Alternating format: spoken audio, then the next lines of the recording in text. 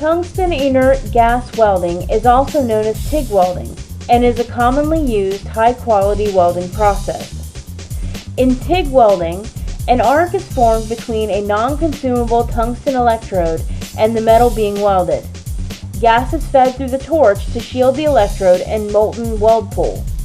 If filler wire is used, it is added to the weld pool separately.